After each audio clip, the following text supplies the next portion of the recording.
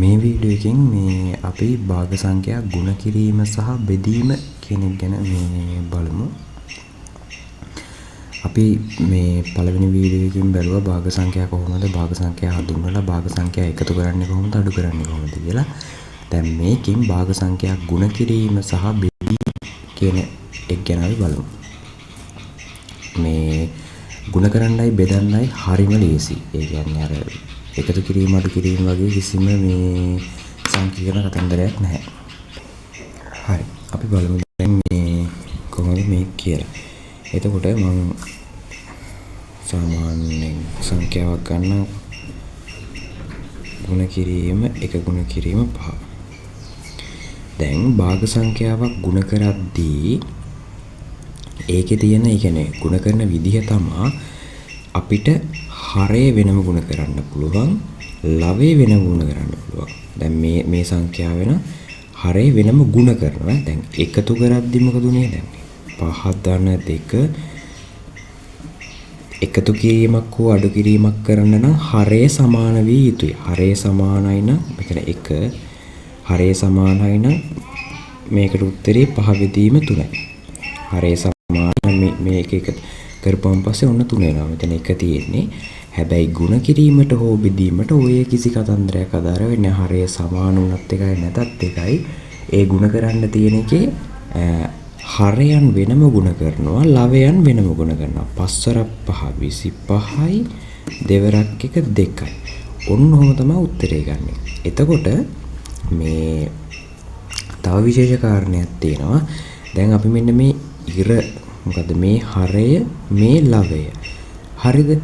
එතකොට මේ මොකද්ද යම් කිසි අවස්ථාවක ඒ කියන්නේ මේ හරයේ ලවයේ සංඛ්‍යා මේ මොකක්ද ඒ කියන්නේ මොකක් හරි සංඛ්‍යාවකින් බෙදෙනවා නම් අපිට ඒක බෙදලා දාන්න පුළුවන්. ඒ කියන්නේ අර කපනවා කියන්නේ මෙහෙම. මම උදාහරණයක් මරන් පැහැදිලි කරලා දෙන්නම්කෝ. 2කින් 1 ගුණ කිරීම 10න් 5. දැන් බලන්න මේ හරය ලවය මේකත් හරය ලවය මෙන්න මෙහෙම ගුණ කිරීමකදී හෝ බෙදීමක් තියෙන මේ උඩයි යටයි තියෙන සංඛ්‍යා කපන්න පුළුවන්. ඒ කියන්නේ ඒවට මොකක් හරි පොදුවේ දැන් දෙකක් පොදුවේ දෙකෙන් බෙදනවා 10ත් පොදුවේ දෙකෙන් බෙදනවා. දැන් මේක කපන්න පුළුවන් දෙවරක් 1යි. මේක කරන දෙවරක් 5යි. තව එකක් තියෙනවා. මෙන්න මෙයයි මේ දෙන්නත් ඉන්නේ මේ උඩ සහ යට. උඩ යට ඕනම සංඛ්‍යා දෙකක්. මෙතන මේ ගුණ කිරීමක් නම් විතරයි. ගුණ කිරීමක් නම් මේ උඩයි යවුවා මේ උඩයි ඕනම උඩයි යටයි එකක් කපලා දාන්න. දැන් මෙයා 5 වරක් 1යි 5 වරක් 1යි. ඒතොර උත්තරේ කීයද? උත්තරේ වෙලා 1 වරක් 1 1යි. ලවය වෙනම ගුණ කරා හරය වෙනම ගුණ කරා. කරක 1යි. ඒ කියන්නේ උත්තරේ 1යි.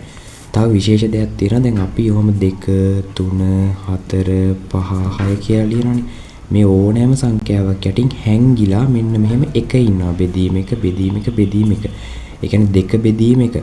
අර අපි ධන සංඛ්‍යාවක් ලියද්දී මේ ධන කියන එක ඉස්සරහට දාන්නේ නැහැනේ. ඒක අපි හංගලා ලියනවනේ 2 කියලා. අන්න ඒ වගේ භාග සංඛ්‍යාවක මෙන්න මේ දැන් අපි මේ පූර්ණ සංඛ්‍යා 2 3 ගත්තාම මෙයාලගේ මෙන්න මේ බෙදීම එක කියන එක අපි හංගනවා. මොකද බෙදීම එක ඉතින් වැඩක් නැහැනේ. 2 එකෙන් බෙදුවත් උත්තරේ 2ම තමයි. ඒකින්ද ඒක ඉතින් මතක තියාගෙන ඉන්න මෙන්න මෙහෙම එකක් තියෙනවා කියලා. අවශ්‍ය වෙලාවට විතරක් අපිට ඒක එළියට ගන්න පුළුවන්. අර මේ ධන සංඛ්‍යාවල අපි අවශ්‍ය වෙලාවට විතරක් ධන ලකුණ එළියට ගන්නවා වගේ මේ අවශ්‍ය වෙලාවට විතරක් ඕක එළියට ගන්න පුළුවන්. මේ ඉතින් භාග සංඛ්‍යා ගුණ කරන්න හා බෙදන්න ලේසි. හැබැයි ඔතනදී සැලකිලිමත් වෙන්න ඕන තැන් කිහිපයක් තියෙනවා. එක තමයි ඔය ධන ඍණ ලකුණු ආවහම දැන් ඔයාලට මෙතන මේක තේරෙන්නේ මම තව උදාහරණයක් පෙන්නනවා. 3 බෙදීම 2 ගුණ කිරීම 4 නෙමෙයි 5 ගුණ කිරීම 1 ගන්නම්කෝ. දැන් බලන්න ඉස්සෙල්ලම භාග සංඛ්‍යාවක් ගුණ කරන්න හෝ බෙදන්න තිබ්බාම ඉස්සෙල්ලම බලන්න මේ උඩයි යටයි කැපෙනෙව්වා ඉන්නවාද කියලා. දැන් මේකේ කැපෙන්නේ නැහැ. මේකයි කැපෙන්නේ නැහැ. මේකයි කැපෙන්නේ නැහැ. කැපෙන්නේ නැත්තම් කෙලින්ම හරය වෙනම ලවය වෙනම ගුණ කරලා දාන්න. 5 වරක් 3 15යි දෙවරක් 1 2යි. දැන් මෙහෙම එකක් ගමු. දෙවරක් 4 ගුණ කිරීම දෙවරක් 8 කියලා ගමුකෝ. ඒතකොට ඔන්න බලන්න මේකට මේකත් කපන්න පුළුවන්. ඕනනම් මේකට මේකක් කපන්නත් පුළුවන්. මේකට මේක කපන්නත් පුළුවන්. මේකට මේක කපන්නත් පුළුවන්. ඒ වගේ වෙලාවට ඔයාලට කැමති විදිහකට කපන්න. උඩයි යටයි ඕනම එකක් කරන්න. දැන් මේක කපමු දෙවරක් 1යි. මෙතනින් දෙවරක් 2යි. මේක කපමු දෙවරක් 1යි. මෙතනින් දෙවරක් 4යි. දැන් මෙහි කොහෙවත් කැපෙන්නේ නැහැ නේ. 1යි 4 වරක් 2 8යි. ඒක ඕනනම් ඔයාලට මෙහෙම කරන්නත් පුළුවන්. 4 බෙදීම 2 8 ගුණ කිරීම 2 ගන්නම්කෝ. ඔයාලට ඕනනම් මෙහෙම කපන්නත් පුළුවන්. මේ දෙක දෙවරක් 1යි දෙවරක් 2යි. දෙවරක් 1යි දෙවරක් 4යි. ඒත් උත්තරේ එකමයි එන්නේ. ඒ ඔයාට ගුණ කිරීමේකදී හෝ බෙදීමකදී මේ උඩයි යටයි ඕනම උඩයි යටයි ඉන්න සංඛ්‍යා දෙකක් ඒ දෙන්නම බෙදෙන පොදු මොකක් හරි සාධකයක් තියෙනවනේ ඒ සාධකෙන් කපලා දාන්න පුළුවන්. අර නිකන් අර තුල්ලේ භාග සීන් එක වගේ තමයි. තුල්ලේ භාගයක් කරන්න මොකක් හරි එකම සංඛ්‍යාවකින් බෙදන්නේ. ඒ වගේ උඩයි යටයි කපලා දාන්න පුළුවන්. එතකොට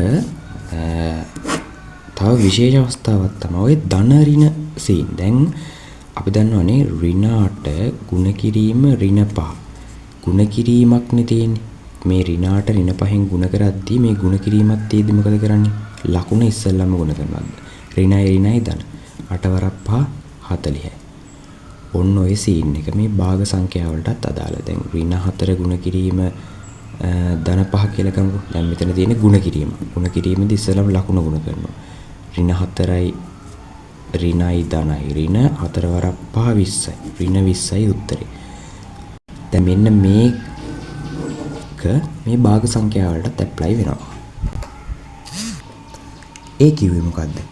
ඒ කිව්වේ මෙන්න මෙහෙම එකක්. දැන් අපි හිතමුකෝ 5 බෙදීම 2 ගුණ කරන්න තියෙනවා ඍණ 1 බෙදීම 2කින්. හරිද? මෙන්න මේ ඍණ භාගයක් වගේ ආවම වරහණක් දාගන්න එක ඇඟට ගුණයි. ඔන්න ඔය වගේ වෙලාවට අපි දැන් මේ භාග සංඛ්‍යාවක්නේ. භාග සංඛ්‍යාවක් ගුණ කරද්දී අර මං කියවනේ හරය සමාන සීන් නැහැ. එහෙම මුකුත් අර එකතු කරන්නයි අඩු කරන්නයි වගේ සීන් එකක් නැහැ. දැන් එකතු කරන්න අඩු කරන්න තියෙන සීන් එකේදී නම් මේ දැන් අපි දැන් මේකම පැත්තකින් තියලා අපි මේක එකතු කරමුකෝ. නෑ අඩු කරමුකෝ. දැන් මේක අඩු කරලා දාමුකෝ. දැන් මේ ಗುಣ කිරීමක් නෙමෙයි අඩු කිරීමක් තියෙන්නේ. ඒතර අපි මොකද කරන්න ඕන? එකතු කිරීමක් භාග සංඛ්‍යාවක් එකතු කරන්නක් හෝ අඩු කරන්න නම් හරය සමාන වෙන්න ඕන. මේකේ හරය අසමානයි. එහෙනම් අපි හරය සමාන කරගමු. හරයට තියෙන පොදු ගුණාකාරය තමයි 10 නේ. 5 වරක් 2 10යි. 2 වරක් 5 10යි නේ. එහෙනම් මේක දෙකෙන් වැඩි කරනවා මේකත් දෙකෙන් වැඩි කරනවා මේක 10 කරගන්න මේක 5න් වැඩි කරනවා මේකත් 5න් වැඩි කරනවා 5 වරක් 2 10යි 2 වරක් 2 4යි ඍණ මේ 2 වරක් 5 10යි මේක 5යි ඊට පස්සේ මොකද කරන්නේ මෙහෙම ආවන් පස්සේ 10 4 ඍණ 5 4න් 5ක් අඩු කරපුවම ඍණ 1 බෙදීම 10යි ඕනම කියලා උත්තරයක් එනවා ඔය ඔච්චර අපබ්‍රංශයක් කරන්න ඕන මෙන්න මේ එකතු කරන්නයි අඩු කරන්නයි විතරයි හැබැයි ಗುಣ කිරීමේදී ඔහොම කේස් එකක් නැහැ. ಗುಣ කිරීමේදී අපි ඉස්සෙල්ලාම කරන්න ඕන මේ ලකුණු තියෙනවනේ. මේ ලකුණ මේ භාගයේ ලකුණ වෙනම ಗುಣ කරලා ඉන්න. ධනයි ඍණයි ඍණ. ඊට පස්සේ ඒක වෙනම අරගෙන අර භාග සංඛ්‍යාව වෙනම ಗುಣ කරන්න. දැන් බලන්න මේ භාග සංඛ්‍යාව දැන් මෙතන ධනයි ඍණයි ඍණ දැන් ඊට පස්සේ ලකුණ ගැන නොහිතා මේ භාග සංඛ්‍යා දෙක වෙනම ගන්න. මේ දෙකට මේ දෙක කැවුණා අවසාන උත්තරේ ඍණ 5න් 1යි. ඕක කොහොම තමයි කරන්නේ? ඔයාලට තව උදාහරණයක් කරන් පෙන්නන්න. ඒක තා චුට්ටක් පැහැදිලි වෙන්න. දැන් මම ගන්නම්කො මෙහෙම එකක්. 4 බෙදීම 1 ගුණ කිරීම ඍණ 4 බෙදීම 1 ගුණ කිරීම 5 බෙදීම 6 වගේ කියලා ගන්නවා. එතකොට දැන් බලන්න ඍණ භාගයකුයි ධන භාගයකුයි තමයි ಗುಣ කරන්න තියෙන්නේ. ඒ වගේ වෙලාවට ಗುಣ කිරීමකදී හෝ බෙදීමකදී පමණයි මේක.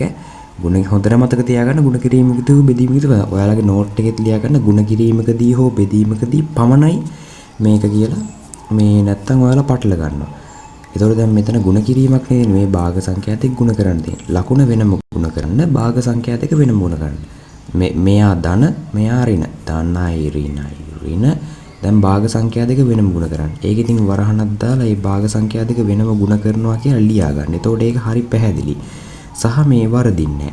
දැන් මේකට මේක කැපෙන්නේ නැහැ, මේකට මේක කැපෙන්නේ නැහැ. එහෙනම් හරේ වෙනම ගුණ කරන්න, ලවේ වෙන ගුණ කරන්න. 6 වරක් 4 24. ඔන්න ඕක තමයි උත්තරේ. තව ගණනක් ගමු අපි. අපි ගමුකෝ 3 බෙදීම 2 ගුණ කිරීම ඍණ 3 බෙදීම 4 කියලා. ඒතර මේක කොහොමද? භාග සංඛ්‍යා දෙකක් තියෙන්නේ. ගුණ කරන්න තියෙන්නේ. එහෙනම් ඉස්සෙල්ලාම ලකුණ වෙනම ගුණ කරනවා. ධනයි ඍණයි ඍණ 2 බෙදීම 3 ගුණ කිරීම 3 බෙදීම 4. දැන් ඔයාලට පේනවා මෙතන මේ 3ට මේ 3 කැපෙනවා. මෙතන දෙවරක් 1යි මෙතන 2යි. අවසාන උත්තරේ ඍණ භාගය. අන්න ඔහොම. ඊට පස්සේ භාග සංඛ්‍යා බෙදීම කියන එක. ඔය දැන් භාග සංඛ්‍යා ගුණ කරන්නේ ඔන්න ඔහොම. මේ එතකොට මේ දැන් බැරි වෙලාවත් මෙතන ඍණ සංඛ්‍යාවක ධනයි ලකුණ වෙනම කරනවා. මේ භාගය වෙනම කරනවා. හරි. එතකොට මේ භාග සංඛ්‍යා බෙදීම කියන එකට අපි යමු. මේ එතකොට දැන් තව එකක් කියන්න ඕනේ මේ ගුණ කිරීම කියන එක අර මොනවාද භාග සංඛ්‍යාවල නියම භාග, විෂම භාග, මිශ්‍ර භාග කියන හැම එකටම අදාළයි. මිශ්‍ර භාගයක් ආවොත් අපි හැම වෙලෙම කරන්නේ ඒක විෂම භාගයක් බවට පරිවර්තනය කරගෙන තමයි ගාන හදාගෙන යන්නේ. පස්සේ ඊට පස්සේ ඒක මිශ්‍ර භාගයක් බවට පරිවර්තනය කරනවා. හදලා ඉවරනාට පස්සේ භාග සංඛ්‍යා බෙදීම කියන එක. භාග සංඛ්‍යා බෙදීම කියන එකෙත් අර ටිකමයි තියෙන්නේ. පොඩි වෙනසකට තියෙන්නේ. අපි මේකෙදි පොඩි අලුත් දෙයක් ඉගෙන ගන්නවා. දැන් උදාහරණයක් විදිහට 5 බෙදීම 2 බෙදන්න තියෙනවා භාගේ. හරිද? භාග සංඛ්‍යාව ඕනම කියන්නේ ගණන් වල ಗುಣ කරන්නයි බෙදන්නයි මාර ලේසි. හරිද? මේ අර එකතු කරද්දී තමයි එක එක ලොකු ප්‍රශ්න තියෙන්නේ. මේ ප්‍රශ්න කියන්නේ එහෙම ප්‍රශ්න නෙවෙයි මම නිකන් අර තේරෙනවනේ මම කියන එක. මේ හරි. එතකොට දැන් අපි 5 බෙදීම 2 ගුණ කිරීම බෙදීම කියද්දී අපිට මේ බෙදීම තියාගෙන අර විදිහට උඩයි යටයි කපන වැඩ කරන්න බෑ. ඒකට අනිවාර්යෙන් ගුණ කිරීමක්ම තියෙන්න ඕන. ඒ කියන්නේ අනිවාර්යෙන් ගුණ කිරීමක් තියනවා නම් විතරයි අර උඩයි යටයි කපන්න පුළුවන් සංඛ්‍යා. ගුණ කිරීමක් තියනවා නම් විතරයි උඩයි යටයි කපන්න පුළුවන්. බෙදීමක් තියෙද්දී අපි මොකද කරන්නේ? මේක ගුණ කිරීමක් කරගන්නවා. ඒක ගුණ කිරීමක් කරන්නේ මෙහෙම. අපිට මෙන්න මේ 5 බෙදීම 2 මෙහෙම්ම ලියනවා. ඊට පස්සේ මේ බෙදීම තියෙනවානේ. ඒ බෙදීම ගුණ කිරීමක් බවට පරිවර්තනය කරන වහාම මෙන්න මේ ඊට ඉස්සරහින් තියෙන සංඛ්‍යාව තියෙනවානේ. මෙයාගේ පරස්පරය ගන්නවා. සංඛ්‍යාවක පරස්පරය කියන්නේ උඩ යට මාරු කරනවා. දැන් 4 බෙදීම 5 පරස්පරය කියන්නේ 5 බෙදීම 4. එයාගේ උඩ යට මාරු කරනවා. හරය ලවය මාරු කරනවා. භාගයේ පරස්පරය කියන්නේ 2. බෙදීම එකකින් අපි එක ඕනෙම නැහැනේ 2නේ. ඒතොර මේ භාගයේ පරස්පරය කියන්නේ 2 බෙදීම එක හරය ලවය මාරු කරනවා. ඒ වගේ තමයි හැම වෙලාවෙම මේ බෙදීම ලකුණ මාරු කරනවා සමග එයාට ඉස්සරහින් ඉන්න සංඛ්‍යාවේ තමයි පරස්පරය ගන්නෙ. එයාට පිටිපස්සෙන් ඉන්න සංඛ්‍යාවේ තමයි පරස්පරය ගන්නෙ. මේ ඉස්සරහින් ඉන්න කෙනාට මොකුත් කරන්නේ නැහැ. ඉස්සරහින් ඉන්න කෙනා හැම ලියනවා මේක ගුණ කිරීමක් බවට පරිවර්තනය කරනවා. එයාට පිටිපස්සෙන් ඉන්න කෙනාගේ පරස්පරය ගන්නවා. දැන් සාමාන්‍ය විදිහට ගුණ කරනවා. දැන් ඔන්න ගුණ කිරීමක් තියෙන්නේ. දැන් අපිට බලන්න පුළුවන් උඩයි යටයි කැපෙනෙව්වා ඉන්නවාද කියලා. මේකේ කැපෙනෙව්වා නැහැ. එහෙනම් මොකද කරන්නේ? මේ හරය වෙනම ගුණ කරනවා, ලවය වෙනම ගුණ කරනවා. තව උදාහරණයක් ගමු.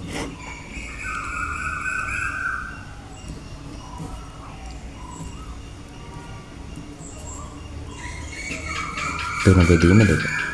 දැන් ඔන්න ඔයාලා මාත් එක්කම හිත හදන්නේ 4 බෙදීම 3 බෙදීම 4 බෙදීම 3 බෙදීම 2. මොකද කරන්නේ? බෙදීමක් තියෙන්නේ.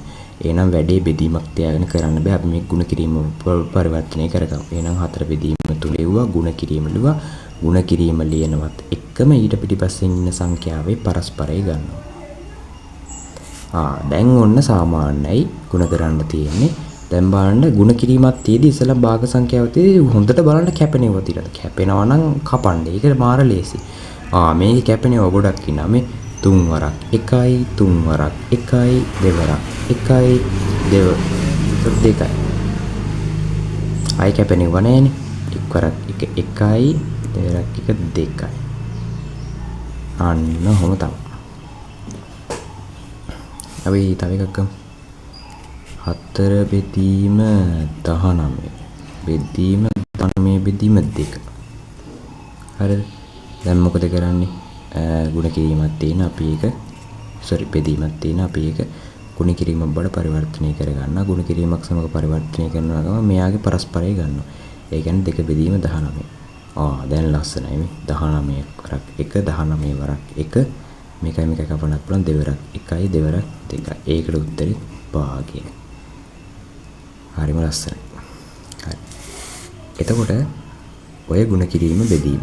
දැන් අපි බලමු ඕකෙම අර ධන සංඛ්‍යාවක් ඍණ සංඛ්‍යාවක් ආවොත් ඒකත් ඒ විදිහමයි කිසිම වෙනසක් නැහැ. අපි ගමු දැන් 3 බෙදීම 4 බෙදීම ඍණ 3 බෙදීම 2 කියලා. දැන් මෙතන මොකක්ද තියෙන්නේ? මේ සංඛ්‍යාව මේ ඍණ 3 බෙදීම 2. අපි එතකොට මොකද කරන්නේ? කිසිම වෙනසක් නැහැ.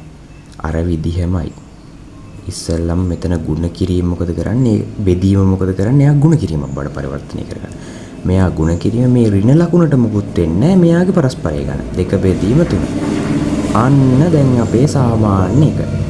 ගුණ කිරීමක් තියෙන්නේ. හැබැයි ලකුණු අසමානයි. එහෙනම් ලකුණු වෙනම ගුණ කරන්න භාග සංඛ්‍යාව වෙනම ගුණ කරන්න. ධනයි ඍණයි. ඍණ දැන් ඔන්න භාග සංඛ්‍යාව වෙනම ගුණ කරනවා කියලා අපි ඒක ලියාගමු. ඒක ඔයාලා මුලින් ප්‍රැක්ටිස් වෙද්දි මෙහෙම ලියන්න. ස්ටෙප් බයි ස්ටෙප් ලියන්න. එතකොට තමයි ඔයාගේ ඔළුවට ඒ ස්ටෙප් හොඳට ගිහිල්ලා ඒක හොඳට පුළුවන් වෙන්නේ. ඊට පස්සේ තමයි අර ඔයාට නෑ ෂණික පට් ගාලා මේ ෂණික මේ ඒ උත්තර ගන්න පුළුවන් වෙන්නේ මේ ක්‍රමයේ හොඳට ඔළුවට අර හුරු වෙලා ගණන් හදලා හුරු වුණා. ඊට පස්සේ මේක 3 වරක් 1යි 3 වරක් 1යි දෙවරක් 1යි දෙවරක් 2යි ඍණ භාගය. එතකොට ඔන්න ඔහොම තමයි මේ භාග සංඛ්‍යා ගුණ කිරීම සහ භාග සංඛ්‍යා බෙදීම කියන එක මේ වෙන්නේ. එතකොට භාග සංඛ්‍යා ගැන ඔයාට දැන් සම්පූර්ණම දැනුම තියෙනවා. ඔයාට දැන් ඕනම මට්ටමේ මේ භාග සංඛ්‍යාවක් එකතු කරන්න, අඩු කරන්න, ගුණ කරන්න, බෙදන්න කියන ගණිත සංකල්ප ටික දැන් ඔයාට පුළුවන්.